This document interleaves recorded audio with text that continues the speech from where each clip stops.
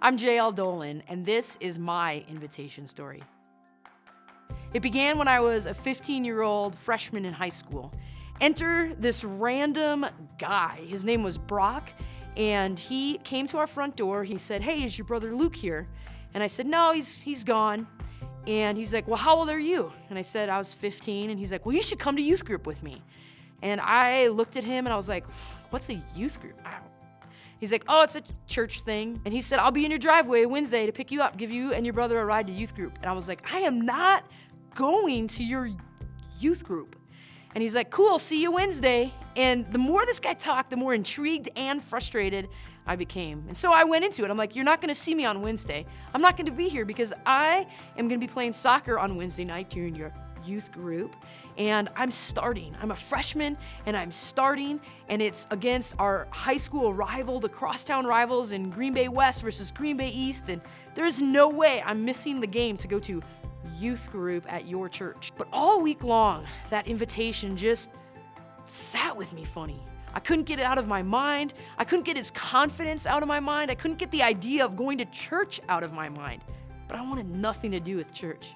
So Wednesday came around, and I was ready to go. We dressed up on game days. I was all dressed up. I was thinking about the game throughout the school day. But in the back of my mind was still Brock at my front door and his crazy invitation to church for that night.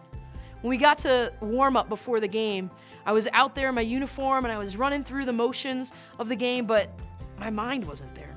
And my coach could tell it, so he called me over to the sideline and he's like, "What's wrong with you, Jayelle? Like, why are you out there shanking your shots off the goal? Like, we're starting you, we're counting on you."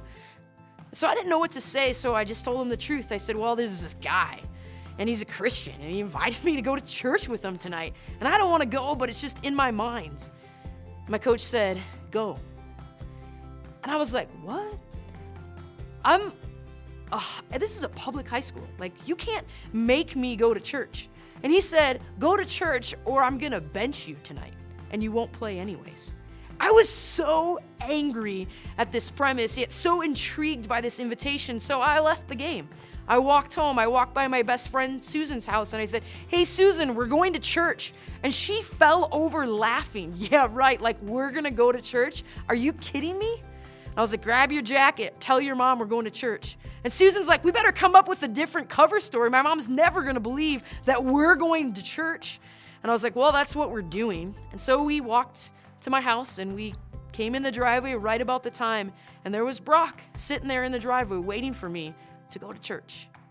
And that was the very night that I heard the gospel presentation and who Jesus really was in a way that I could understand.